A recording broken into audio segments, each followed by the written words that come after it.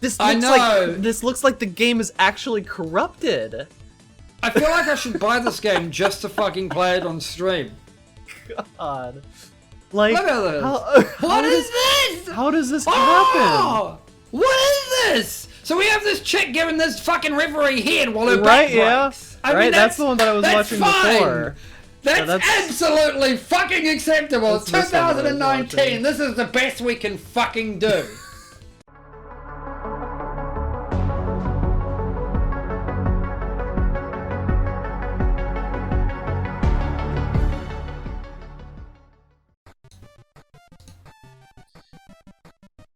Hell yeah, brother. Welcome to the Two Step Podcast. I'm Bag, and joining me, as always, is Mag. Hello. So let's go ahead and talk some trash. We've got a few interesting topics. This is gamer season. We're in the holidays now. Gamer season. Oh yeah, man. There's some juicy stuff happening in the next few weeks. Holidays are always busy. So starting out, we've got something that just actually happened last week. That happened the day after the podcast where we would have talked about it. So that was kind of unfortunate, but what can you do? It is the Riot Games 10th anniversary. So no one was really sure what was going to happen, but they announced basically everything. They announced the card game, which is Legends of Runeterra. They announced that Teamfight Tactics and their base League of Legends game is going to be on mobile. They also announced Project A, which is a tactical shooter. Think like more Counter-Strike than like Overwatch. And Project F, which is some kind of RPG. We have almost no information on that. Not on the list, because we're not really going to talk a ton about it, is the fact that they also have an animated series, which is cool, but there's not a lot of info, and I don't think we're too interested about that. It's not really gaming. So the next big topic is BlizzCon. BlizzCon is coming up. I'm really interested in this BlizzCon because this is going to be a big decider for me on how much I care about Blizzard going forward. One big thing is that I don't know how the protesting is going to happen, but I'm sure it's going to happen. There's going to be something involving May, I'm sure. Probably outside the actual... They won't be allowed inside, put it that way. They're going to have security. You're never going to... The chances of you actually seeing... Like, it is possible that you will potentially see somebody try to do some shenanigans inside the actual conference, right? But they will get removed really quickly. I honestly wouldn't be surprised if every single question is vetted by an actor this year. Oh, it's already been confirmed. They're not doing live Q&A. It's not happening. Yeah, of course it's not. Because they're a fucking cowardly bunch of bitches. Yeah, they're gonna have like a box, and you put in a question into the box, and then they choose from those. So, cowards! Pretty much. Cowards! But as for the actual stuff happening at BlizzCon, get your phones ready for Diablo 4. This is good news for me and Mag, because a Diablo 4 announcement is a good way to tell that PoE is going to be pushing their shit out soon. So here the thing is, that's the kind of the joke, right? We don't give a fuck about Diablo 4. We don't care at all. Now, for the record, Diablo 4 has last year Jason Schreier, journalist for Kotaku, one of the only fucking good journalists they have, in my opinion, right? Has tons of insider information for basically fucking everything. I don't know where he gets his fucking information. I don't know whose dick he sucks, but all of his information, like 90% of the information that Jason Schreier gets is pretty good. It's really, probably really accurate, an official right? leak, dude. I wouldn't be surprised if he just is their channel, you know? Yeah, maybe. Either way, one of the things he has was that they're dumping everything that was cartoony about Diablo 4, and they really want to go over the nitty-gritty, dark, grimy shit. Right? And you know, I'm all for that. But here's the problem. It's Diablo. It's like, I don't trust Blizzard after Diablo 3. I don't trust Blizzard after the Hong Kong thing. I don't trust Blizzard with Battle for fucking Azeroth. I don't really trust Blizzard with the way they decided to monetize Hearthstone and remove the expansion stuff. short story, I don't trust Blizzard. So the only reason that we even give a shit about Diablo 4 is because Bag and I both like Path of Exile. It's a great game. And competition is really, really important in all walks of life. Because innovation is bred out of necessity. And when you are the only fucking player on the field, you don't have to do anything. Why do you need to change? You're the best, right? If everyone wants to fucking enjoy what you have to offer, they have to go through you. All so right, naturally, so even...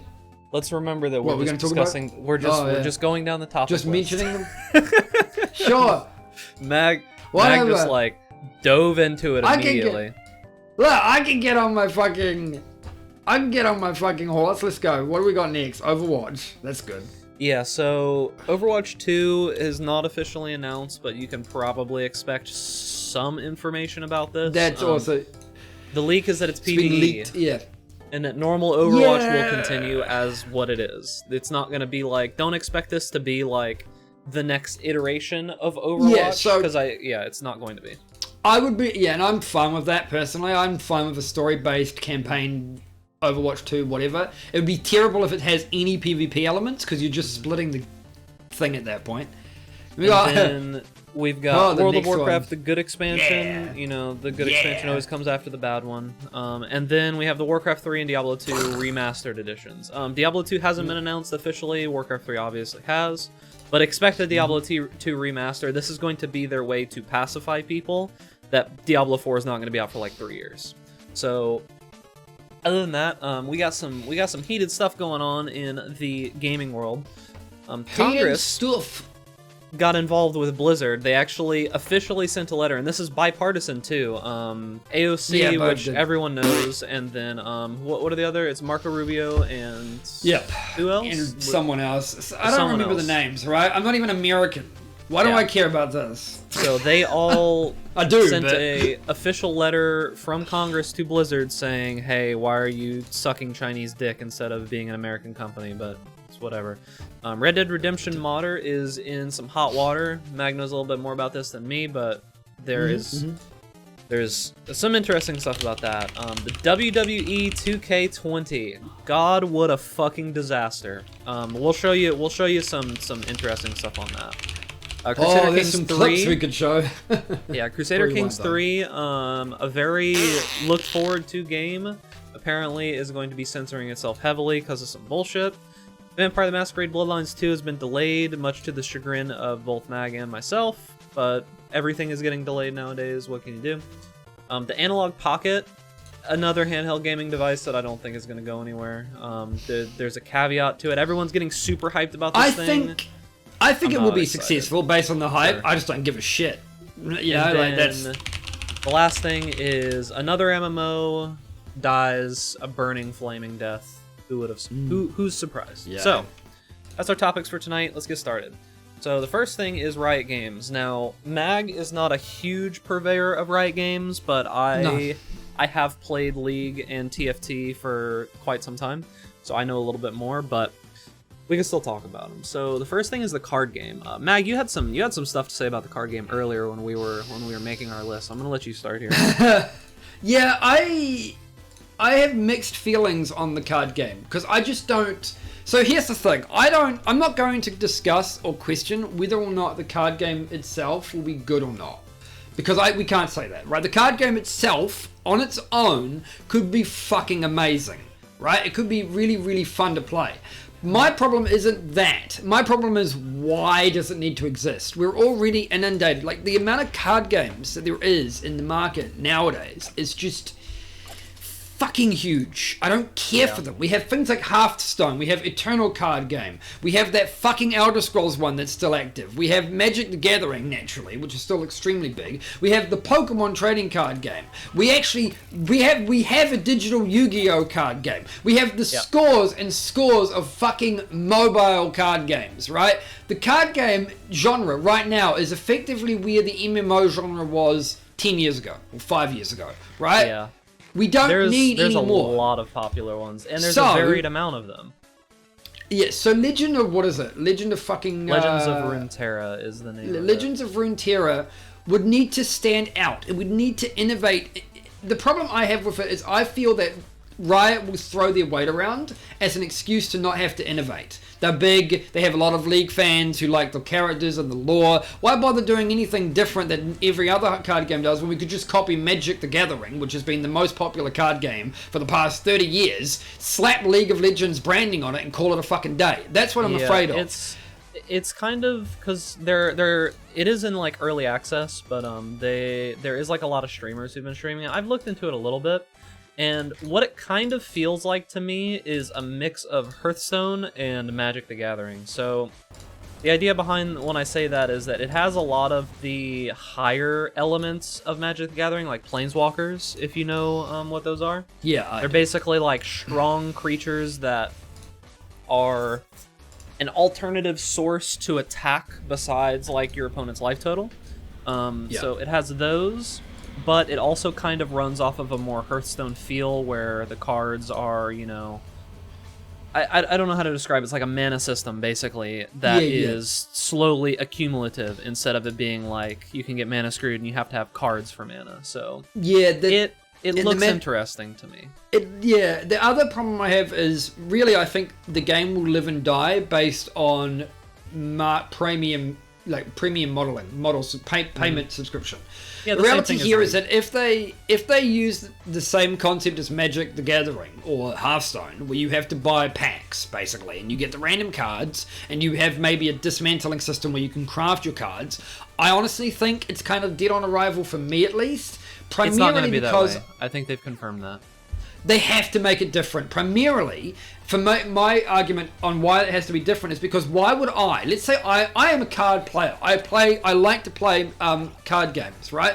Why would I decide to transfer all of the time and all of the money I've spent on another card game over to Leagues if I have to pay the same price to get started? Because that's really the big issue that card games face, right? They attract whales, absolutely, who have nothing better to do with their money. That's fine. But if you're not a whale, right, and you already play an existing card game like Hearthstone or Eternal, then you've likely already spent tons of money on those games. And to go to a new game means to lose all of your fucking library and have to start again. And if the incentive to do that is just not there, like for instance it wasn't with Valve's Artifact, and Valve's Artifact is a really good thing we should mention, primarily because Valve's Artifact was successful on release, right, based entirely on the fact that it was Valve making it. And that's what I'm afraid with Legends of Runeterra. The fact is that Riot Games is a relatively reputable company with a popular game, and that they could just market it based on that alone, and then it could be completely fucking terrible. Artifact was terrible primarily because they had the guy who created Magic the Gathering being a consultant, and he thinks that you should basically pay out the ass for fucking everything. Because he's a greedy cunt. Basically, Magic the Gathering for the longest time has just been only catered towards people who are willing to spend insane amounts of money. And Artifact unfortunately kind of got in the way of that as well. Yeah, it was exactly that. But there's not much more info about it. As more info comes out, we'll retouch on this subject at a later date. Basically when it gets fully released. Next thing is going to be the two things. The one that's not on the list is that League is coming to mobile, but TFT, the new game mode that they said that they have made, is going to be on mobile very soon. And I think personally that this is going to be the step that makes TFT a much larger game. Because it's going to be, there's no real, like, I don't want to say there's no skill expression, but there's no, like, you don't need APM to play TFT, basically, right? Like, you don't need any kind of, but Underlords is, I don't know, I'm not a big fan of Underlords, but there's no see, I like Underlords, but there's no APM expression, I guess, in the game. There's no, like, you need to physically be fast in TFT to get it to do what you want it to do. I mean, you have to be fast enough to do the things within the time limit that you're given. Really. So, and the reason I bring that up is that there is going to be complete cross-platform. It's going to be all versions of it that exist will all be inclusive, and their accounts will share. So if you have a League account already and you already have TFT Progress, you'll be logging in with that same exact account, and you will be playing with the same exact, like, little legends and stuff that you have. All of the cosmetics that you've already got, it's all going to be the same. And then also League is coming to mobile. So How much have you played Same shit. any? Have you played any normal League, Mag? Like, is that a game that you Yes. played? Yeah, I've played it. I got turned off by League primarily because, well, one, new player toxicity is the worst thing you could ever experience in League of Legends. And it's just an instant turn off. If you're not playing with friends, you may as well not be playing. And while I have a bunch of friends who I can play with that play League, like you and fucking Star, for instance, right? I just couldn't be bothered with the, with learning the builds and the items and all that shit. I just couldn't be fucked, right? It's not a game that actively interests me enough to warrant investing time and researching it. Hence, I preferred something like Heroes of the Storm, where you didn't have to do any of that. You could just jump in and play. Yeah, Blizzard don't like that game, though, so... Yeah, Heroes of the Storm has been dead for a long time. Yeah. So the thing about Mobile League that I'm personally worried about is that it is going to be split, which is going to be good, because there's no way in hell that a game that has so much physical skill expression is going to be able to be played on mobile as well as something else. Supposedly, Riot has been hesitant to release this for some time, mainly because they didn't think that they would be able to make it actually competitive. They didn't think that they would be able to make it as good as normal. I reckon the two problems with League, on mobile, is going to be controls. Because even when you watch League, even if you've never played League before, you know that the physical movements, right, of actually like moving around are quite important and difficult on a phone. It's very difficult to do precise movements quickly on fucking a mobile phone. And the second reason I imagine they were slightly worried is the fact that it's the mobile space. They have to compete with literally every other mobile game on the market, even if they are Riot Games, getting backed by fucking China. And something interesting about that is that League originally was not going to make a mobile game. They did not have plans to do it. But Tencent basically told them, well, if you guys aren't going to make a mobile game, we own you. We're making a mobile game. So that is what spawned, what's the basically, Riot Games wanted a piece of the pie, because they figured, well, if they're not going to get, the point being is if it's going to happen anyway, right, you might as well get in on it. It's like, why not? Yeah, it's called, I think it's called like Mobile Legends or something like that, is the name of the one. Called King of Glory is actually the name of it.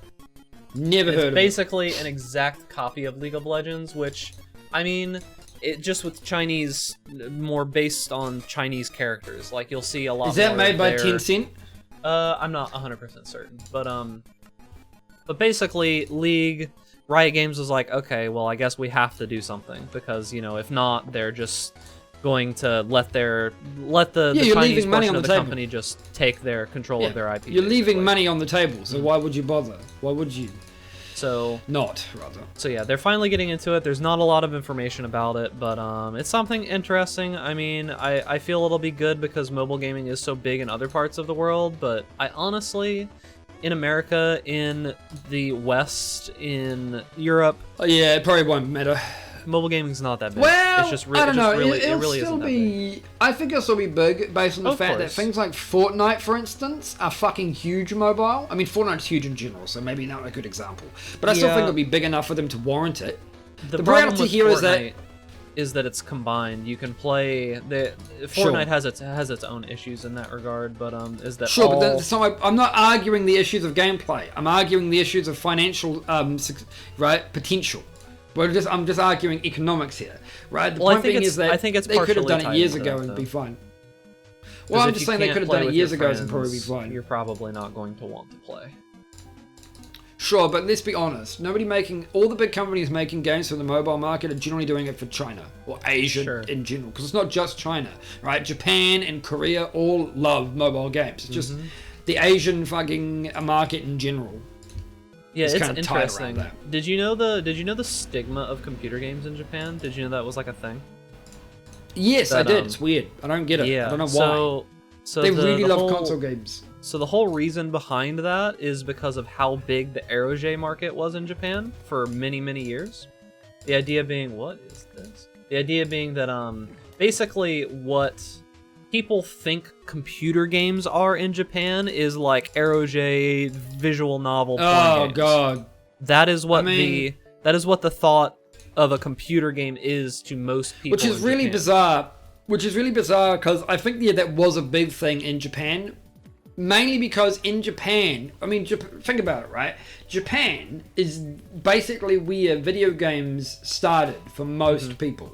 Like Nintendo Entertainment System, fucking Japanese company, right? Biggest fucking gaming fucking console on the market in the 90s. Pretty much where most people these days got their first taste of video gaming. Kind of hard to come out of that because things like the Atari Commodore, right? The Commodore itself, right, were very big in the US and the UK, but not necessarily anywhere else. So yeah, I could see why PCs might have a negative reputation in a country where they probably weren't actually used for very much. Yeah, it was basically just work. You don't really game on a PC in Japan, you mainly work. And that's why there's a lot of stuff that's like that in Japan. A lot of very popular PC games are not popular in Japan. Korea is the complete opposite. China is... Korea and China... Yeah.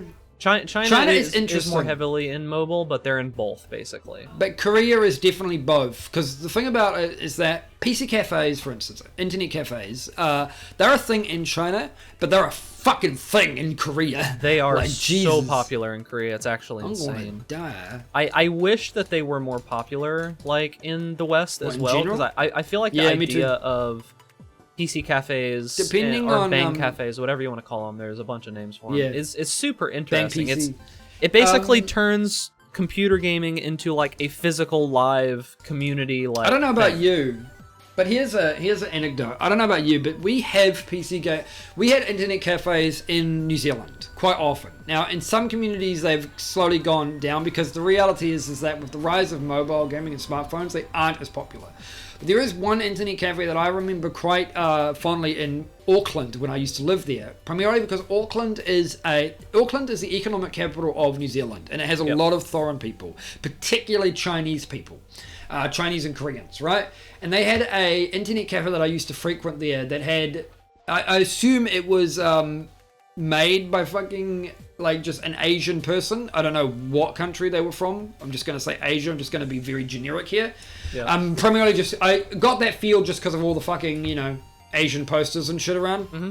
Maybe. But one of the anecdotes I remember of that internet cafe, well, there are two things first and foremost. One, they pirated so many of their fucking games. Right? I'm not completely surprised, to be honest. Holy fucking shit, they pirated them. Right? And two, I remember playing Diablo fucking 3 on their computers there, and I was doing like Reaper of Souls campaign, and I got message because Diablo 3 has a thing where you can see these are the players that are currently near you, right? Local players.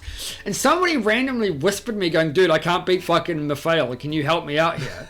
That's pretty good. Also, fucks, oh god.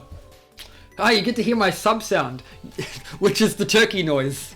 Five times, by the way. It is the turkey death noise. You did decide to do We get to hear the sub sound 5 times because of Star. Oh, yeah.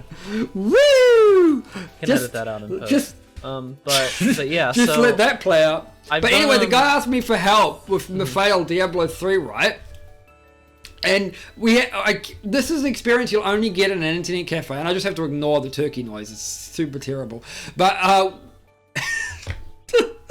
you have to play it at least once, right? For context.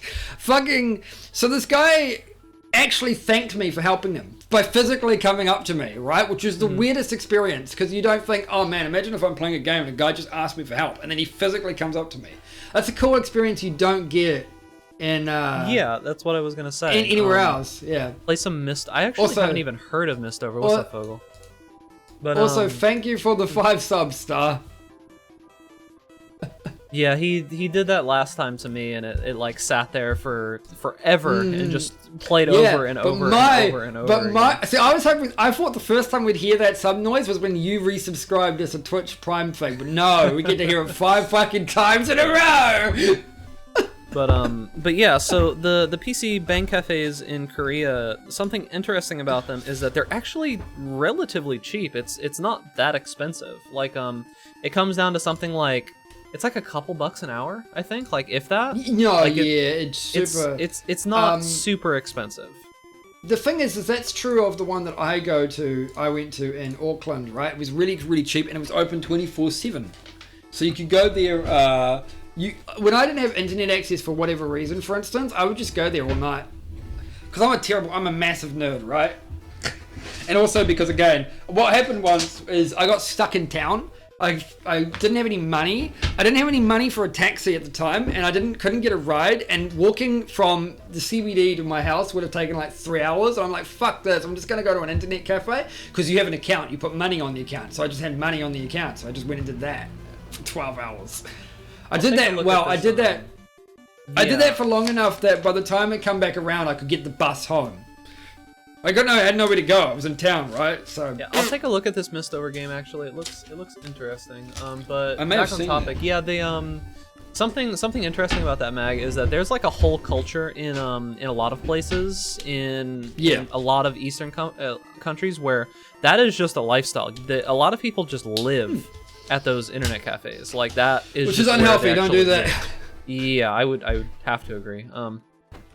But they basically work out of there. They work a online job, something in IT or something in, that they can do remotely.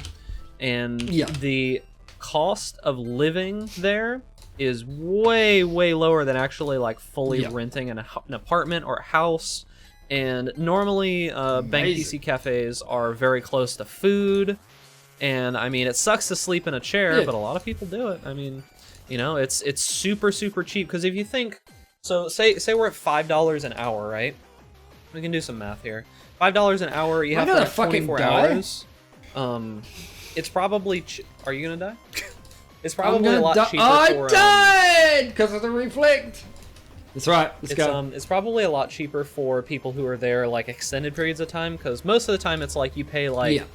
If you want to be there for like 12 hours or something, you can pay like $10 for 12 hours or something like that, right? Like it's not like too bad. So if you think $10 for 12 hours or $20 a day, I mean $20 a day times 30, even if it's $30 a day times 30, I mean that's not that bad. Like it's $900. So if that's what they want to do and they get everything that they could ever want, they don't have to pay for electric. $20 times 30, yeah, that's like $600, and they don't even pay for any services.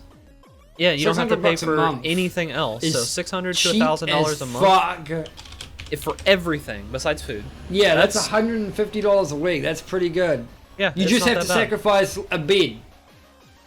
Yeah, you basically have to sleep in and a chair. Kitchen. The biggest issue is that the biggest issue you'll face, right, is that you have to fucking you sacrifice good sleeping arrangements and you have to eat shitty food. Yeah, you have to basically eat takeout. But in a lot of Eastern countries, there is very good accessible food at all times, because especially like in Japan, because of the whole like go to work, you work literally all night, and then you go out drinking with your boss, and then those places are there and available. And it's kind of similar in Korea and in China as well. There's just in those cities where those kind of things would be, there's halfway decent food all over. And I mean, at least in Japan, I know they have pretty decent food even in like 7-Eleven or gas station type places, so it might be acceptable. It's obviously not going to be as healthy as eating real food and having like a bed that you can sleep in, but if some people want to do it. Oh, it needs a bed. Fuck off. Yeah, Live free, die hard. So yeah, we're real early in the topics. Let's keep jumping forward. So yeah, we're just gonna glaze over these next two because there's not a lot to talk about. But they announced a tactical shooter. Project F? Yeah, they announced a tactical shooter. It looks like, basically think of if you ever played a custom map on Counter-Strike, like a Warcraft 3 custom map on Counter-Strike where you had like weird abilities and stuff. Basically what it's gonna be. I mean, it's just we don't know that anything idea. About that. That's it. That's literally all we know, though. That's all that we know. We don't know anything else, but it looks like it's gonna be fine. It looks like it's gonna be a halfway decent game. And then we know even less. So with their budget. We know even less about Project F. Yeah. We know nothing. It's rumored to be an MMO, RPG, but people rumor it's an MMO. I don't know where they get that rumor from. Personally, I think from one of the developers. It was in one of the videos that he said it was going to be massively. It's going to be lots of multiplayer. Yeah, but I would like to point out that Destiny is also considered an MMO by Bungie standards, and calling that an MMO is a fucking insult to MMOs like World of Warcraft. Also cool. Oh yeah, we did forget about the fighting Turtle game. Music. Yeah, we did forget about the fighting game. Yeah. I forgot about the fighting game. That's much more. That's much more real than most of the other projects, actually. So Yeah, the fighting the other game, when projects we could have more, basically just die. yeah, when we have more information about it, we'll talk about that. Whatever Project F is, it'll be out before Diablo 4. I agree, dude. I literally think that Blizzard is just. Is that really? Is that a claim we can? That's not even why. That's like stating the obvious. Thanks. Yeah, I literally think that Blizzard is just going to say that they're going to start on Diablo 4. I feel like it's going to be the same kind of announcement as Elder Scrolls 6, basically, at this point. Yeah. The idea being here is that Diablo 4 is coming, and they've not even started fucking pre-production. Oh yeah, I'm sure they haven't even begun. Maybe a little bit of story from the previous, what story? Like, who gives a fuck? I'm talking about like the leftover at the end of Diablo 3. Yeah, I get it, but it's just Diablo. It's just like, ha, we got the gem that destroyed Diablo. Oh no, somebody stole it. Diablo 4. That's basically Same it, shit. And there's not much else to talk about there. So moving on to BlizzCon, that's coming up here at the end of this month in about a week. So there's going to be a lot of shit going on at BlizzCon. I think a lot of it's going to be negative. I think this BlizzCon is going to be very different from previous ones because of all of the issues with the recent Hearthstone thing. I honestly think it's going to be a lot more censored, a lot less open, and it's probably going to be very announcement heavy. I feel like we're not going to get a lot of substance. I feel like we're just going to get a lot of announcements is what it feels like. Yeah. Like just pure marketing.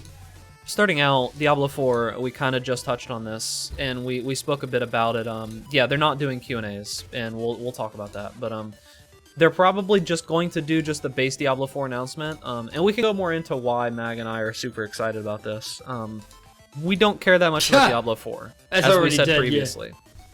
What this matters to me and Mag is the fact that once Diablo 4 is officially announced, Path of Exile has their driver to make the new expansion, right? Because they've basically said at this point, and Mag will be able to tell you more about this, in a little under a month, right? 2 weeks! I'm going to talk about that. We'll talk about that after the BlizzCon. Yeah, we'll talk about that after the BlizzCon stuff. So in an episode that's coming in a few weeks, so probably like episode 8 or 9, Mag is actually going to physically be at the ExileCon.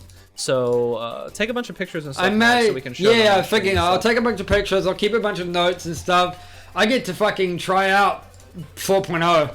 Yeah, so he's going to get to try out 4.0 and the 3.9 or 10 expansion, whatever it is. I don't remember what we're at. I think we're at 3.8 right now. But but he's going to get to try all of that out, so we'll be able to tell about that. But that's the only reason that either of us are excited for Diablo 4, because let's be honest, like Diablo 4, it's stagnating. Blizzard hasn't done anything. PoE is just I feel the only thing that Diablo has over PoE is the feel of the gameplay. That is it. It's a big thing, but that's it. They don't have anything else. And even PoE is getting close to what Diablo 4 has. They're getting there. Yeah, that's the thing. The only thing that really feels great about Diablo 3 currently is the combat. And the fact that it doesn't lag like anything. It's just smooth as fucking a baby's ass, alright? That's the analogy I'm going to use here, because it sounds amazing. Let's skip. Let's move forward. Look, I gotta say at least one fucking weird thing is a podcast, all right? If I don't, I don't feel good about myself. Okay. The next thing is gonna be Overwatch 2. So I'm saying 2, and that's what they're calling it because I don't think it's going to be Overwatch 2. We don't actually know if that will happen. We don't know if that will even happen, but that's a rumor. There is going to be some kind of Overwatch announcement, but I don't feel that it's going to be like, oh, this is going to be Overwatch 2, the next iteration of Overwatch. I feel this is going to be closer to what Blizzard's original idea for Titan was. I feel that that's going to be what we're probably going to get. It may not. It may. Yeah, I actually kind of agree with this. The fact is, I wouldn't be surprised. Oh god, I just fucking thought, oh no, I know what it's gonna be. I know exactly what it's gonna be. Overwatch 2 Borderlands Edition. Honestly, you might be because right. I reckon that's what Titan was going to be. Because they always said you that might be Titan was right. supposed to be a first-person shooter with RPG mechanics. I reckon that's exactly where they were going with at the time. But now that Destiny, The Division, and all that shit are really popular, fuck it. Blizzard's got to cash in, because that's what they do. They copy everything else. There is no original fucking thought amongst them. Which is fine. I mean, let's be honest. Some of the greatest games from Blizzard have come because they've copied something else and put their spin on it. I wouldn't be surprised if they did this. That's what I'm saying. It's fine, but I kind of do have to say that one issue that we're kind of getting into as, like, just in gaming in general, one thing that we're going to start having difficulties with is there's not a lot of new concepts left out there. Overwatch gameplay feels way better than Borderlands. I wouldn't mind them making it a PvE. Yeah, see, I agree with you. I think that, like Mag just said, that doesn't... I'll be honest, the Blizzard polish, if that even exists. And to put it in perspective, I'm not as excited by just, oh yeah, Overwatch, Borderlands, yeah, that could be great. Yes, well, here's the thing. Destiny 2 has amazing fucking gunplay, but the end game of that game is shallow as fuck. Right? That's the problem. The reality, and for the record, things like The Division and Warframe also suffer this issue. Regardless of the problems that you might have with Borderlands, Borderlands still has a better end game than pretty much every other looter shooter on the market. They all have problems, and Borderlands 2 is still the peak as far as I'm concerned. Yeah, so another problem... It's not about polish, it's about content, to me. Yeah. Okay, good. But another problem that Blizzard generally does have is that content is always their weakest thing that they have. Basically, it will be fucking amazing. It'll feel amazing to play. It'll probably be well polished, right? But it won't necessarily be balanced on launch, and it may not have anything to do end game. It may be like worse than Destiny 2 Year 1 was, or at least similar. I just don't expect it to be better. So it's like, yeah, I'm not gonna pay for that. I am a little worried about content, because that's going back to Diablo. That's the biggest reason that I have a problem with Diablo. Is there's nothing to do. It's one of those games where it's like, I'm at the point you reach your potential very quickly. Yeah, I'm at the point in my life where I've played most of these games, right? Like it's not like I have something that I need to figure out that I like doing. It's like I know how the game's gonna go. I know what's gonna happen. I don't need that again. I need something a little bit deeper than that. You know what I mean? I need something that's going to give me some content, something to work towards, something to strive for. And just playing another game that's the same as what I already know it's going to be, do I care? Yeah, I'm not sure I do. Who gives a shit? Yeah. So it's not exciting. That's kind of my issue with a lot of the new Blizzard stuff, is that if it's a genre where replayability is the main feature, such as like a PvP game, like a shooter, like a Overwatch, or like Hearthstone or something like that, fine. You want to do your spin on that where the point is to play with other people, that's fine. But in something where there needs to be content, PoE completely destroys anything that Blizzard has ever tried to do with Diablo 3. It's taken them some time. They don't have the kind of money. Well, now they do. They didn't have the kind of money originally. They didn't have the clout that Blizzard had. All of the people that already knew what they were doing. And now they've got it. And I don't think Blizzard's going to be able to beat them. I think they do need competition, but... Anyways, moving on. World of Warcraft, the good expansion. Mag liked the name that I made for this. It's the good expansion is because the idea being here, the logic, if you don't play World of Warcraft, is that after Wrath of the Lich King, specifically after Wrath of the Lich King, every second expansion, with Wrath being the first and Cata being the second, was considered somewhat mediocre. So you had Wrath is good, Cata is mediocre, Mist is good, fucking Warlords is mediocre, Legion is good, BFA is mediocre. The reason it starts as Wrath is because Vanilla is not an expansion for starters, and Burning Crusade is generally considered good, really good, right? Like Burning Crusade generally in most people's minds holds up. This could be for nostalgia, but I actually think that despite the grindiness of Vanilla being crap, Burning Crusade is actually pretty good. It got rid of a lot of that stuff while still being an MMO. That's the thing, right? Burning Crusade feels about the most classic MMO that you could ever get out of an MMO. It's got some grind, but not like vanilla level fucking EverQuest 2 versions of grind. Yeah, and we've talked about EverQuest before. But yeah. I have to agree a lot of the time. So out of the expansions that I liked, I've played since Classic. so I do know what I'm talking about here to an extent. Classic was okay for the time period, but Classic is a time capsule. The issue with Classic, oh god, it's a fucking baby zombie. Hold on. Oh god, you're dead. Issue, they're the worst enemy in the game. I don't have a sword either at the moment. All I've got. Oh, you're good. Just punch the baby to death. Yeah, dude. So don't quote that, by the way. Oh, I'm gonna quote it. That's gonna be the intro. It's gonna be the cold open. But the issue that I have, God, I just got completely distracted there. What was I even talking about? The expansion. So I've played since Classic, and Classic is a time capsule, right? Classic is the essential theme park MMO. It's the reason why WoW got popular, and that's fine. It is what it's meant to be. However, I don't feel that Classic in and of itself is a good game. I think it doesn't hold up. No. In its time period, it's good. It's a classic theme park MMO. WoW is no longer a theme park MMO. It is not as much as you want it to be. It is not. I'm sorry, but it's not. And the reality here is that I don't think a lot of people actually like they don't like the roller coaster kind of theme park MMOs anymore. I think they've gone out of fashion completely. And it's just that the whole idea of Classic was the fact that the whole world was useful, right? You went around, there was all of these different areas, all of these different raids, all of these different things for you to experience, but anything that you did was useful. That's the difference between what WoW is now and what Classic was, is that Classic, the whole idea is that instead of doing expansions, they just added more content in. And the idea was more raids. And I've talked with Mag about this before, but I always had the idea that they should try to update current WoW into more of a theme park MMO. But when I really think on it as a veteran WoW player, I'm not sure I would even want that. You know, like there would have to be because I wouldn't. There would have to be an option to just skip, right? I feel that it would be good for the game in and of itself, but I feel like there needs to be an option where I can just go to an NPC and be like, all right, I want to go to here. And go to whatever expansion that I want to play at. I think that should be an option. But everything should just scale basically from the get-go. Kind of like how Destiny does, and then there's a gear score component to where you are in the progression of your character is the whole idea.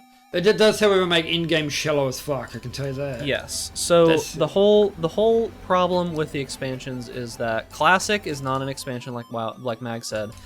I played in Burning Crusade. Burning Crusade was one of the periods where I played the most, but I would not say that Burning Crusade, although it was looked at fondly, I don't feel that it was good, if that makes sense. There were a lot of issues. What do we call? I think it has growing pains. Growing pains of mechanics that they were trying to do that weren't fully fleshed out until Wrath of the Lich King came about, where they finally perfected some of those things. I heavily agree. Yeah, but I don't necessarily. But this is why the good expansion starts as Wrath. Yes, is that I don't call. And it should be noted that some of these are not terrible expansions. For example, Cataclysm has some really, really good moments. Like the entire reworking of the base storyline in Cataclysm is one of the best things about that expansion. But you don't need the expansion to do that. That's a free thing. Unfortunately, the raids and the overall story of the expansion generally suffer, and it just didn't. It didn't have the same sort of high as Wrath of the Lich King had. And then you had like Mr. Pandaria, which was considered extremely fucking solid in terms of raid design and the story and all that stuff, other than the Garrosh bullshit. And then we have Warlords of Draenor. And the thing about Warlords of Draenor is that I call it a bad expansion primarily because of public reception. Warlords was just not really well received, and this is primarily because it had nothing to do for the majority of players. Whereas Bag and I mean, I don't know about, well, okay, I won't talk for Bag, but I loved Warlords. But that's because I loved the raids in Warlords. Warlords of Draenor is the expansion with the best fucking raid content out of any other expansion that I've ever played, right? Like, as far as I'm concerned, all the raids in Warlords of Draenor are fucking amazing, even though they're all fucking orc-based, which is terrible. The mechanics, the actual gameplay of those raids, like the theme is shit, right? And that's why many people don't like Warlords. But the actual gameplay of the raids, if you're a raider, is phenomenal. Absolutely phenomenal. And going into what Mag was saying, with Wrath is when they started to actually create what WoW is now. If you want to know when WoW became the game that it is now, Wrath is when that started. At the end of Wrath, Which is why I think it's stupid that they think like they make classic WoW instead of classic Wrath, because that would Yeah. have a much bigger effect on nostalgia. It's like, I get it, everyone wanted classic WoW because of the nostalgia. Here's the thing though, so many fucking people that play classic right now never played classic in the fucking when it come out, right? So they have nostalgia based on other people's nostalgia, but those people probably played Wrath of the Lich King. You know how I know that? Because Wrath of the Lich King had 12 fucking million players a month at its peak. It was the most popular game in the fucking world for years before League of Legends was even fucking conceived, right? Like, the amount of nostalgia that would have compared to any other World of Warcraft expansion is huge. I would go back to Wrath. I probably would not go back to Burning Crusade. As I have not gone back to Classic. I enjoyed watching some streamers play Classic because it was cool to just get like a look into it a little bit. But I will not be playing Classic. I probably won't play Burning Crusade. I would absolutely play Wrath. I feel that Wrath was the first expansion where it became the game that it is today. The only thing I didn't like about Wrath as a Wrath player, right, was the 10, 25-man raids. Because I think the best thing that they ever done with raiding was flex raiding, right? I like mythic raids. I don't mind them. But the fact is you don't have to do them. They're just a harder challenge that gives slightly better gear. They're not an important thing. But in Wrath of the Lich King and Burning Crusade, 10-man raids and 25-man raids had different gear. You could only get, for instance, Shadowmourne, the legendary item, in a 25-man raid. I managed to get a pug. Like, I filled in a spot for another guild at the time, and I got this Beast and Slot trinket. But that only came from 25-man. The version that I got didn't exist in the 10-man, and it's the only thing I didn't like, particularly because 10-man raids are consistently harder. Yeah, I was actually just about to say that. But they're so much harder with less people. And the 10-man raids were... I rated every single raid in Wrath. I completed every single raid in Wrath, and the 10-mans by far, especially early on, were much harder. Like one thing that was the hardest part at the beginning of Wrath, one of the most difficult things was 3 Drakes on Sartharion 10-man.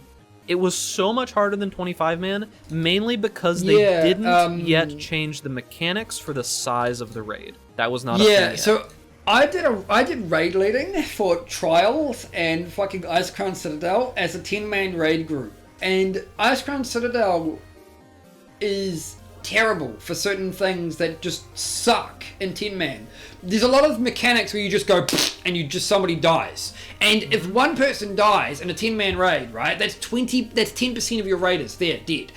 Obviously in 20-man, right, it's only 5%. You're losing less percentage of people. It's more important mainly because you have twice as many DPS in a 20-man raid as you do in a 10-man raid. Keep in mind, back then it was a 25-man raid also. It was 25, yes, I know that. But the point being is that you still have twice as many DPS. If one of those guys dies, you had twice as many DPS and twice as many healers. If one person died, you had slightly more leeway.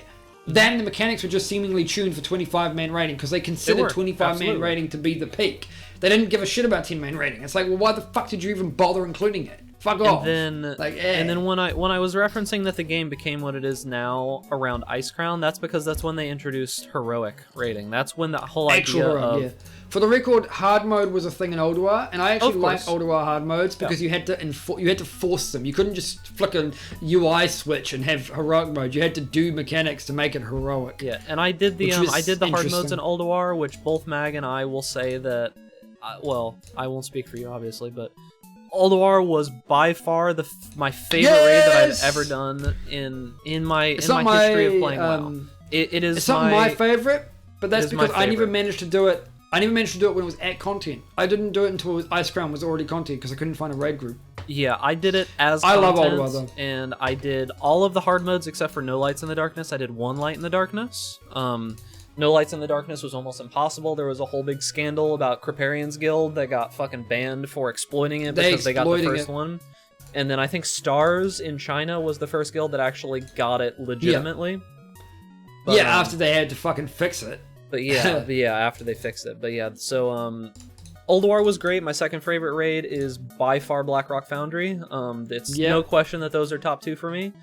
Train boss! It's not fucking even a train question boss! That those are the top 2 for me. Ulduar is I wouldn't say Ulduar is objectively better than Blackrock Foundry. I feel like Blackrock Foundry is the best crafted raid. Yeah, they offer different things, and at different time periods, you know, for what the game Yeah, had. the thing is that Ulduar was the best raid at the time that it would come out of all the Yes. raids, and Blackrock was the best raid that has ever come out of the game. Period. I agree. I Next in to the time Ulduar, period, maybe, you know. yeah, in the time period, I think Ulduar by far Point wins being is for that- being current best raid. Yeah, because my opinion is Ulduar is best current raid, but but Blackrock Foundry is best raid for me. Yes, and Just and I in agree. general. I think it's 100%. I agree. So Like, it's funny because the first and last boss of that raid are kind of garbage in my opinion, but every other boss in Ulduar? that raid is great. No, in Blackrock, I don't actually- like the first I or actually the last think boss. that Blackhand is one of the best crafted end boss fights that's ever been made in WoW. You know when why I we didn't look like at it? from Because all perspectives. yeah, perhaps, and you might be right. I'm biased because I didn't like having to. If you didn't do the first phase right, you had to reset. If you didn't do the second phase right, you had to reset, and we Yeah. did that a lot, and I hated it. Nighthold. Okay, so we're not there yet, but we Man. will get there. I did like Nighthold, but I think it had a lot of problems. I didn't and like it. I'll speak to why that Nighthold had problems in a moment. But As melee, I didn't like it. I want to try to get through this a little bit faster because Let's I go do want through to the I do want to topics. get to all the topics. So the rest of the expansions, Cataclysm was kind of eh. I was not a huge fan of Cataclysm, as a lot of people were not. Mists was the weird expansion that Blizzard decided to do something a little bit different. I think Mists was fantastic. I think it worked. It worked, yeah. The raids were good. The content was good. There was so much shit going on that you could do. The world was beautiful, but let's be honest, the world's always beautiful in WoW games. Like, I would say that the art concept is always the best. art is always very strong. And then we get to Warlords of Draenor, which we kind of spoke on. We're Very gonna need to negative speed this up reception. so we can actually talk about all the other Yeah. topics we have, because we're already going into time. Maybe we will leave this to the post-stream shit. Yeah, we'll get there eventually. But the whole idea is that the next expansion should be the good one. But Yeah. Warcraft 3 and Diablo 2 Remastered. Warcraft 3 we've already heard about. I'm not super excited about Warcraft 3 Remastered. See, I am, but I thought it was going to come out from now, so I've grown less excited as it's not come out.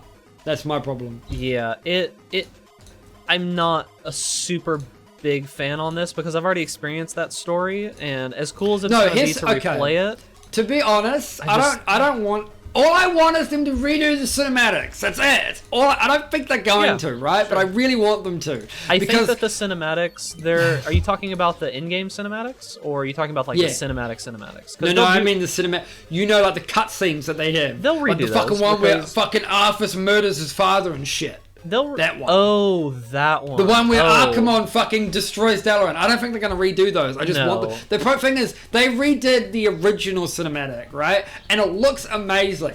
All I'm saying is that I want to see fucking Arthas murder his fucking father in 2019 graphics. I Yeah. love that scene, right? That whole storyline and just going up and peaking to that. Warcraft 3 is the best written story that fucking Blizzard have made in a very, very, very long time, basically. Yeah, I agree. As far as I'm And, concerned. And something that Fogel said actually is pretty on point. He said RTS is kind of a dead genre, and Blizzard is using Warcraft 3 Reforged as a way to just kind of nudge that carcass for a bit and milk it. And I actually 100% agree with you. I think that's exactly what they're doing. Fogel is dead, by the way. I don't know what you're on about. But yeah, Yeah, of course they are. that's the thing with Warcraft 3. Diablo 2 Remastered, I'm slightly excited for it just because it's gonna be a nostalgic experience that I don't really think did it's gonna be like. good. But The problem with... go ahead. Well, there's technical issues with Diablo 2 Remastered that it's going to be interesting to see how they resolve if it comes out. I'm just happy Like, because Diablo 2 had content. Yeah, sure. It had content. It was But the the- last time that Blizzard but I made don't a care about Diablo that, game alright? that had content. The real question is, will Median Exile get a Diablo 2 Remastered port? They're not gonna allow that, dude. You're not gonna be able to mod that. No, I know, and that's not what makes gonna it happen. shit. Because Yeah. as much as I like the original Diablo 2, Median Exile is a better game, right? Oh, I for just sure. don't, I mean, you know, whatever. The biggest issue I have with Diablo 2 Remastered is I'm wondering how they're going to do it. If for anyone who doesn't know, right, there's a reason why widescreen mods were banned in Diablo 2 Battle.net, right? The reason being is 800 by 600 is the maximum resolution in Diablo 2 for technical reasons. The game was coded from the ground up with that resolution in mind, right? Yep. When you go higher than 800 by 600, basically the AI, for instance, doesn't see you past the realm of an 800 by 600 resolution. So when you extend it to, let's say, 1080p, you can basically kill enemies when they haven't even seen you, when they're not even activated. Because the idea is that none of the abilities have an actual maximum range. Teleport doesn't have a max range. Things like fucking Fireball or whatever doesn't have a max range. There's no max range. If you can see it on the screen, you can generally hit it. The only range is if it's point blank AoE or if it's a projectile, for instance, right? Yeah, AI on the other hand only activates, like they only detect you the moment they walk on the screen. And when the screen's 800 by 600 and that's your entire field of view, then that's fine. But when you increase the field of view, the AI just gets really jank. Bad shit happens and you can fucking just exploit the game really easily. And keep in mind Speedruns are great though. that Median XL has fixed all of this with a patch that they did in the last year. They completely overhauled the core of the game. But it still only has a maximum resolution of, I believe, 720p. Yeah, I think it's only 720, just because they don't have the artists to redo the what's it called, and making it any higher than 720, it's probably going to not start. It breaks. It breaks shit. Yeah.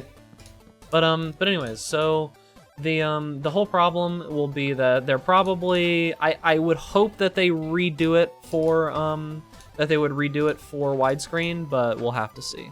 So moving on to the last segment that we're doing tonight. This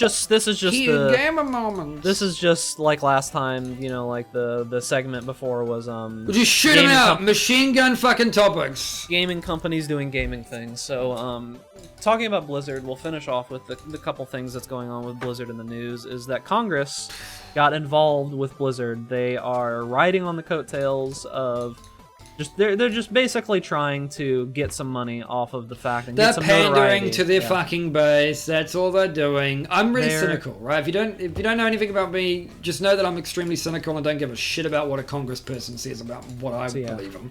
I think that it's fine that they're doing it. I'm glad that someone is saying something, but they're not doing it for the right reasons. But they're not actually doing it though. They're making a statement, but not. Here's the thing: actions speak louder than words. All we have is words. They haven't actually done anything. Yeah. Like so we'll see. I'm hopeful that they'll actually do something, but it's not gonna happen. But yeah, basically, bipartisan Congress effort to get Blizzard Activision to answer for the fact that they just answer for your crimes. Yeah, basically, all right, hold up. You can talk about it, Maggle. My dog freaks the fuck out. Doggo. Yeah, I mean it's just Congress. What are the I don't even know their names. It's fucking... it's AOC, Marco Rubio, and someone that doesn't matter. Yeah, but the thing is, Marco Rubio doesn't matter either. I mean, it's politics, sure, but the guy's known for being flippy-floppy. He'll say what he wants to pander to his base. I mean, it's good politics, but yeah, I don't know why I should trust any of these people. They basically just sent in a letter saying, hey, stop sucking Chinese Stop doing this. Stop sucking Chinese dick like every other American corporation does. It looks bad. Right? It's like, hey, you got caught. We don't like that. Yeah, see, that's the problem. Is they got caught. That's the whole issue. The thing is, it's like when a spy agency, it's like when an American spy agency gets caught by MI5, right, in the UK, and they go, and the MI5 write a strongly worded letter going, "How dare you spy on us? This is unacceptable." And then in secret they're like, "Dude, do better next time. You got fucking caught, you stupid shit." Like it doesn't. Yeah, they don't care about the fact that it actually happened. They care that they got caught. Because wouldn't be surprised if there's Blizzard money in some politician pockets. No, sure. Again, if they do something that contradicts what we're saying now, then fucking amazing. But they haven't, and they're not. So yeah. That's why we're a little bit cynical on the whole. Pessimistic, subject. Yeah, very cynical about it. So Red Dead Redemption, there is a modder that is apparently getting some hot water. You can go ahead and take this topic, Mag. This is all you. Oh fuck me, yeah. Oh, Basically, the short end of the stick, without going into too much detail, because you will have to watch a 10-minute video to really understand it, but the short end of the stick is that Take-Two Interactive, there's a Red Dead Redemption modder, I do not have his name at the moment, but the idea is that he's trying to provide emulation for the original game. That's it. He's just trying to do emulation. Emulation, for the record, is not illegal, right? Every time somebody goes to court for emulating a console, for instance, that is not fucking illegal. They lose every time. It gets settled out of court because it's just, you're allowed to do that.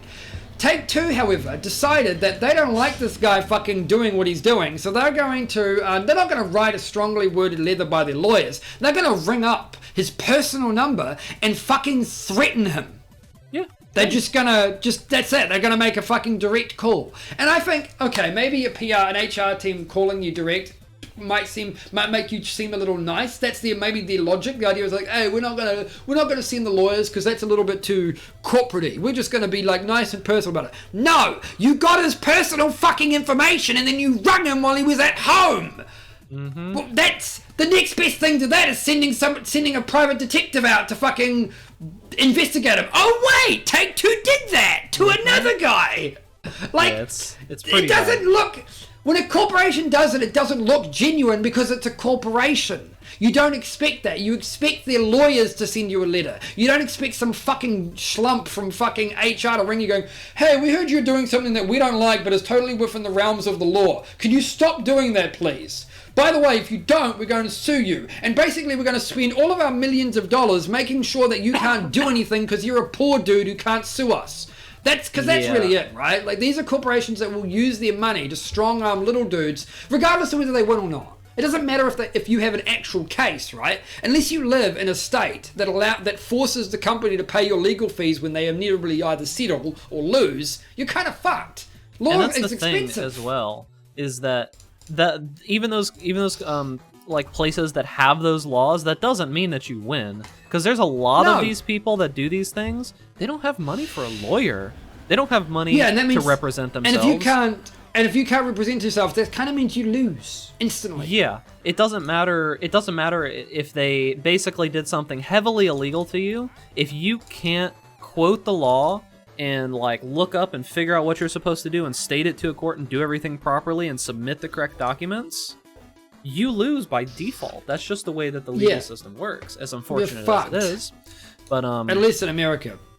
So I mean, everywhere. Take-Two turns out they got some crazies up top that will do anything that they want to people that piss them off. So be careful. And let's look the next one. The next one is God! I'm gonna switch over to the showcase thing here. Let me get the Reddit article up as well, because the this Reddit post about it is amazing. It's written by, let's see his name. I want to give credit to this guy because the amount of work on this.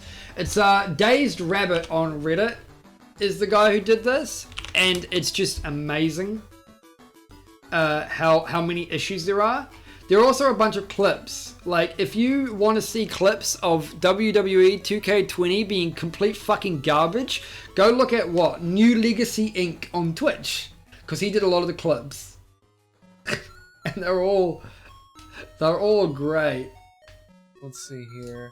Yeah, so let me pull this up. Here's the Kotaku article that came about it. So the biggest issue with this game that people are kind of pissed off about is how bad it looks. It looks like a game terrible. That's from I couldn't even tell you how old that it looks. It looks like it should have come out in 2005. So like, look at this. Like, look at some of these pictures. Like, look at these graphics. Do you see this? Yeah. This is a game that came out this year. This game came out just now.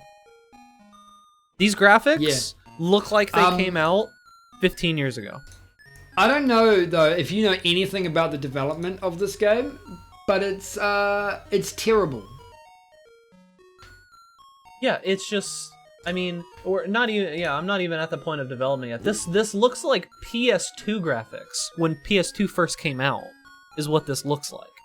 Like look at this. Like, you can see some small resemblances, like in Brock Lesnar here. You can see some small like little bits that you can tell that this is a new game.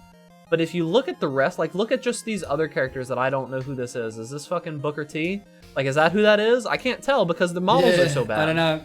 Who's this random guy? Fresh college interns dev team? I guess. Like, no, it really was. It really was. Like, the original devs dipped out. They don't have anything to do with the WWE thing anymore. Like, yeah, it's just. Let's go through some of this list though from Dazed Rabbit, for instance. Yeah, some of the information is. Here. Go ahead. There are claims that the game's day one patch isn't out yet, despite the game being released for around, 6 hours of writing, but it's been a lot longer than that now. The biggest call. Let's. I don't know if I can play this. I can't play this. I can't play this clip because of my current situation with my graphics. Can you? What clip are you playing? Oh god, I don't even know what clip I'm playing, but this is hilarious looking, dude. Can you play? Let's go back to that. Yeah. Can you play also? I can't play any of these on my stream. Sorry, fellas. Actually, can I? I don't know. I want to show. I want to without lagging. That's the problem. I want to show this clip. I want to show this clip. I don't want to have any of the audio here though. Yeah, I've got the audio muted, dude. This is. So you might notice that this is lagging. This Twitch stream, this clip is lagging really badly. No, that's just it. That's just what the game does for the first minute of the game. It just lags. It just decides to lag uncontrollably. Again, big thanks to New Legacy Inc. on Twitch for the clips of these. Like, most of the clips are from him. Look at this. What? That's it. That's the game, though. That's not like on my end. That's not like the video encoder being shit. The game just looks like garbage. Have you seen some of the character graphics? Like, look. Where are the characters? Dude, where's the Cosmic Horror character creations? Here we go. Because I imagine that. I think that's what you're looking at. No, that's it. There we go. That's not what there we go. Isn't that? Oh, have you not seen that? Have you not seen the character creation? I have seen the character creation. But look at that! Why? What the fuck is that? That's a fucking monster! That's absolutely fucking inhuman and needs to be burned and put in the ground! Like, everything about this game is fucked! Let me remind everyone, this is a $60 game. Let me just... Yeah, oh, yeah! This isn't like a $20 indie creation. Like, here, Mag, just go to this right here. Just go to this and just look at the videos. Like, it's impressive how bad it is. Like, I'm just opening up these random videos from people on Twitter. Oh, they're terrible. What is... Dude, you know what this looks like? This looks like fucking corruptions that Vinny would do. That's how bad this looks. This looks like the game is actually corrupted. I feel like I should buy this game just to fucking play it on stream. God. Like, look at this. What is this? How does this happen? What is this? So we have this chick giving this fucking referee head while her back breaks. Yeah. I mean, that's the one that I was watching fine. Before. That's absolutely fucking acceptable. It's 2019. This is the best we can fucking do. And then she looks like she's crying because she sucked a dude's dick and her back broke. Oh, man. That's it. This is the graphics on max settings. So this right here. This is a fucking bombshell is what this is. This is actually so terrible. I was not aware that it was this bad. So yes, all that I really knew was that the graphics were bad. I didn't realize that the gameplay was actually just fundamentally broken and that you can't actually do it. No, you can. You can play it. It's perfectly playable. This is a game that's worth $60 fucking dollars. Wow. What do you want about? That is actually impressive. I would like to point out that the Kotaku website really sucks when you don't have ad blocker. Yeah, it does. Alright, so in the interest of time, let's keep moving. So Crusader Kings 3 came out, and they decided to bend over backwards because they don't want to promote racism and whatever other kind of alt, whatever, and basically, to put it in Deus Vult. Too long didn't fucking read, right? Too long didn't read. Deus Vult has been appropriated by some white supremacists.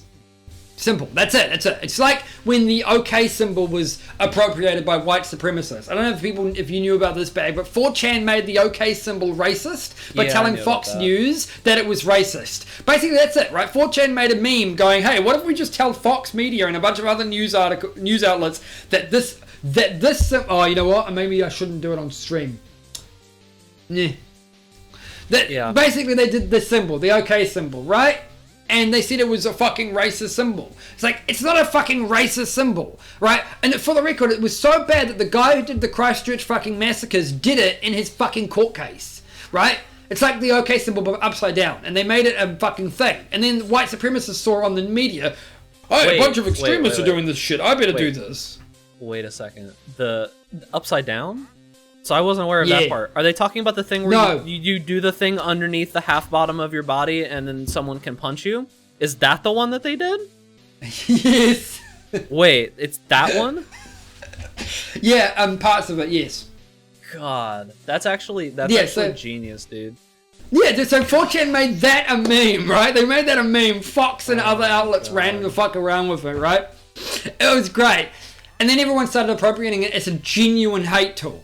This is the problem with Deus Vult. But here's the thing, right? When you actually decide, when the media or a gaming company like Paradox arbitrarily go out, "We're going to ban Deus Vult because a small group of extremists use it inappropriately," you are now legitimizing their claim to it. That's what you've done. You've said that these guys have made a historic fucking quote, right, that was normally fine, or a symbol, an iconic symbol that just means a really benign statement. You've said that their version of it, right, their modern version of it, you're saying that is offensive, that it's legitimate, that right, it's like, and I mean, unless you're going to making a fucking world war based on this fucking symbol, I honestly don't think there's anything wrong with Deus Vult. When I cannot play Crusader Kings 3 as a fucking pope and say Deus fucking Vult every 3 fucking microseconds, what the fuck's the point? How is it a crusade? Yeah, I agree. It's like, I don't get it. I don't understand how they think that it's a good idea. Also, I would like to point out that Crusader Kings is a game where you can fucking have incest with your entire family and then simultaneously murder them in a fucking plague, emulating the Gulag. That's the game. It lets you do that. Yeah, dude. Deus Vult, potentially linked to racism. Not okay. That's not okay, Mag. Okay? Yeah, they have standards. Okay, they've got standards. I mean, I can set up internment camps in the game, but I'm not allowed to say 2 fucking words. Yeah, dude. That's just, don't have any heated gamer moments, or you might get banned. All right, next thing. Vampire the Masquerade Bloodlines 2. For anybody who doesn't know, this is a game that is amazing, in my opinion. Haven't finished the first one yet. I should finish the first one. Absolutely excellent. The second game is coming out after, 10 years or something like that it's been since the original one came out? This is like Doom Eternal. It's getting delayed, and it sucks. It's getting delayed. There's not really much else to say about that except that we're sad. It was supposed to be. It was supposed to be. It was supposed to be released Q1. Now it probably won't be released till like Q4. Next thing is the Analog Pocket. Let's bring this up. So this is a. Let me get this here. This is a handheld gaming device. So there's a big problem that I have with this. A multi-video game system portable handheld. A digital audio workstation with a built-in synthesizer and sequencer. Why, though? Yeah, so... Why does it need a synthesizer? So let me demonstrate the reason why. There are some other issues, yeah. So the major issue that I have with this, it does not support any emulation form of emulation. Not any. So it's actually blocked within it at a base level in the system. The idea is that this is a device that's designed for people who already have a bunch of old games for multiple systems. So if you have like Game Boy Color games and fucking what was it, Atari fucking Jaguar or whatever that bloody bullshit. There's going to be adapters mobile device. Keep in mind that it's only Game Boy and Game Boy Advance games that are going to work on this originally, and then they're going to need adapters to work for these other games. Lynx games, Game Gear games, they will have adapters and stuff. If you have a catalog of Game Boy games, basically, then this would allow you to play those legit one-to-one emulation of those games on the go. And the device looks fucking... If it looks anywhere close to that, it looks fucking amazing. It looks gorgeous. It's just a gorgeously beautiful, pointless product. Yeah, and the only reason we're really talking about this right now is how much headway this thing is making. Hyped. I'm actually it's hyped seeing as fuck. I'm seeing this all over the place when I'm like looking around at like news and people talking about gaming and things going on. People are so excited about this. I don't think they know that you need the actual game console, like the game cartridges. Point being here is that if you already have, here's the thing. If you already are in the position where you have a bunch of your old fucking games from the 90s, chances are you already have a better console. Yeah. And if you're looking, and if you're looking for emulation because you want to play these games like on the go with emulated and you don't have them, well, there are options already. You can buy handheld consoles that have a bunch of games already on them. You can buy a fucking smartphone that you probably have and just run that with a controller. Because Bag and I were looking up controllers for smartphones. I don't have any on me, but we were looking up controllers for smartphones that you plug your smartphone into, and they basically, you plug them into the power port and they have Bluetooth, and they're a Bluetooth controller that you hold in your hand that makes your phone look like a fucking like portable Game Boy, basically. And you play anything you want because it's a smartphone. There are emulators for everything. They work great. Just do that. Really. So the thing that the problem that this is going to cause, and this isn't something that I actually talked about, is that this is going to foster basically stealing is what's going to happen. It's going to foster actual, like, infringement of the companies that these guys are making. It's going to infringe upon their rights. That's why I'm wondering how this is going to happen, because there are going to be people who sell cartridges for these games that they make themselves. It's going to happen. People are going to provide them at a super low cost because these cartridges are very easy. But China's going to be making a bunch of them. Other people are going to be making a bunch of them, and these game companies should probably be a little bit upset, and they will be upset that their IP is getting infringed upon, basically, because Nintendo, specifically the one that this is mainly marketed towards, are really pushing their own official first-party emulation. They are really pushing it. If you haven't bought a Switch, or you haven't bought any of the recent DS games, or anything like that, or the Wii, if you haven't kept up with those, they have a huge market of emulation games that they just enable, and let alone the Nintendo Classic, the NES Classic, and all of those. I mean, these are cartridges that Nintendo will be upset about. So I'm curious to see what the hell happens with that. So let's see here. The last topic. Last thing we're going to talk about. This is mainly a thing that Mag's going to talk about, but I'm going to put a little bit of a spin on this. The Kickstarter MMO Oath exploded. I don't think MMOs are financially viable anymore. I think that... Not for Kickstarter, at least. Jesus Christ.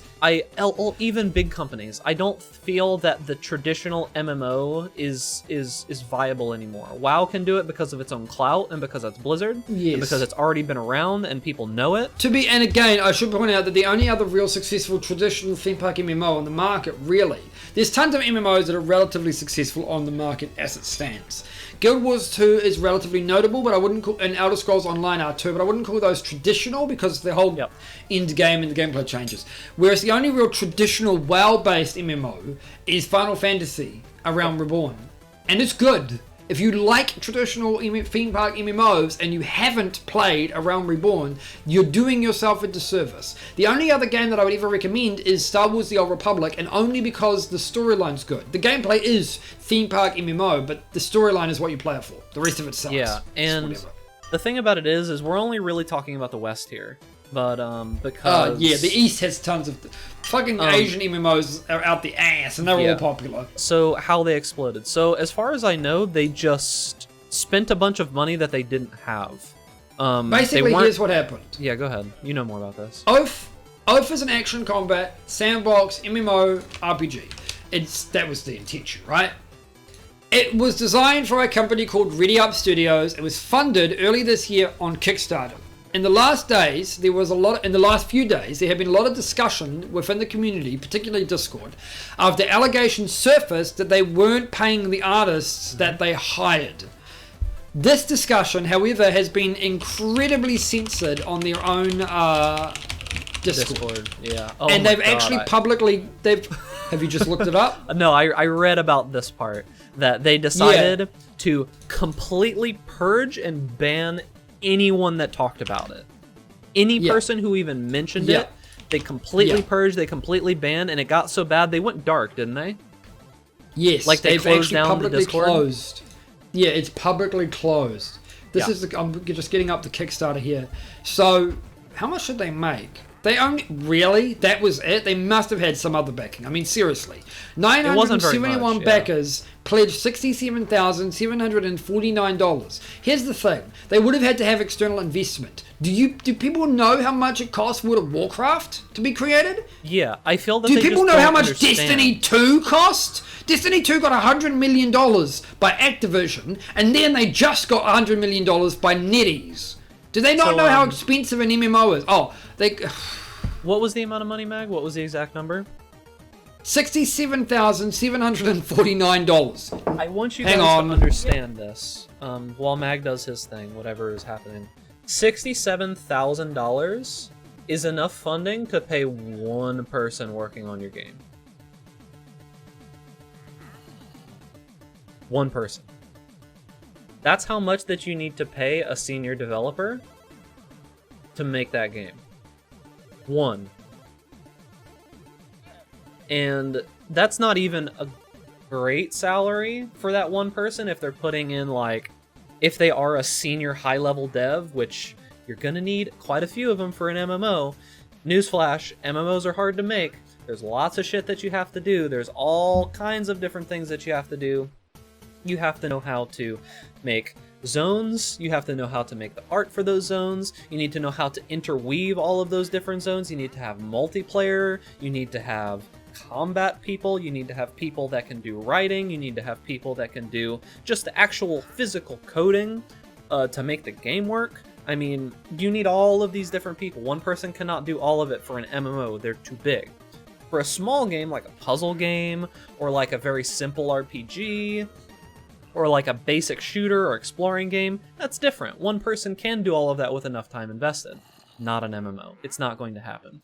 $63,000, let me put it this way. So if someone's salary was, say, 50 grand, right, for one of these positions, right, 50 grand. You can pay that person. About that. Yeah, I'm like halfway into the rant about it. $50,000 if that was their salary for one senior dev, which is not good. Let me remind you, that's not good. For one senior dev, with $63,000, you need at least like 5 to 10 people working on the game, right, to be able to make it. Where's another one? And you could only pay your people for maybe a month. So they just decided to not pay people. It's like, okay. For the record, there have been other MMOs on Kickstarters that I've looked at on survival. I think it was a survival game. They had the same problems. Their asking money was just not good. I don't remember it. Fucking... Yeah, it makes me feel like it was just a ploy to get some free money is what I feel like it was. Here it is. This Kickstarter is really great because do you remember the old fucking dragon MMO meme? Yes, slightly. Okay, anyone who doesn't know that, basically there was a woman on Reddit who had a bunch of fucking art for what she was doing. It was really terrible art, terrible basics 3D art and stuff like that, for what she wanted to do as a dragon MMO. That was her intention. She wanted to do a dragon MMO where you could ride dragons and you could tame dragons and all this stuff. Right. I remember. And Reddit had to basically let her down, saying that she probably, didn't have any kind of game experience or art experience, 3D art experience at all. And that MMOs were massive endeavors, and that she just was completely out of touch with what she was trying to get. Well, now we've got a game, right? A survival game, a survival sandbox PC game that's been kickstarted, called Day of Dragons, and it's been kickstarted with $533,938. Right? That's what it's been kickstarted as. You want to know why I had a problem with this at the time as well? They only needed $12,000. That's it. And I'm thinking, so first of all, they'd already made some of their work. There is some videos and screenshots and stuff. Their idea, no, here is it. $12,000 gold. $12,000, Mag, is that what you said? And you know what that was for? You want to know what that $12K fucking $1,000 was for? Exactly one professional 3D artist. And I'm thinking, what fucking professional 3D artist is going to get screwed for $12,000? That's going to be like 2 months of their fucking salary at the latest. Yeah. Are you serious? Yeah, that's insane. Now, but the thing is too, is that the 500, you think, oh, but they've got $500,000 now. Yeah, but they have fucking stretch goals. They have a 500,000 fucking stretch goal, which is a feathered micro dragon. This will never fucking work. This is like Oath. I'm just telling you right now, this is Oath all over again. $500,000 stretch goal for a feathered micro dragon. Yes, this is almost right. You know what? This just sounds like people saw fucking. Yeah, we're going to Fiverr for all of our professional work. That's exactly what they were doing, dude. $12,000, huh? $12,000 for what? 2 months of 3D work, and then they just give up? Fuck off. That's actually hilarious. All right, though, we are over time, and Mag's actually got to go here soon, so I have to go. Yeah. Yeah, we're gonna cut it here. So, you can stay after for a little bit of post show if you guys want. I'm just gonna mark that for the people who want to watch the stream. But other than that, thanks for watching, guys. You can find us on YouTube, you can find us on SoundCloud, you can find us on Spotify eventually. All of these episodes are posted. We are on Spotify. We are on Spotify. Okay, good. So we're on Spotify officially. I've got the word now. Look up Two-Step. But you can also find us on Twitter for announcements for our streams, for announcements for Two-Step. You can find us at rTastix, rTastix, and at @big_ducks. You can find us at both of those. On Twitter. Yeah, on Twitter. Twitter is, for me, it's Mr. Tastix. It is Mr. Tastix? Sorry.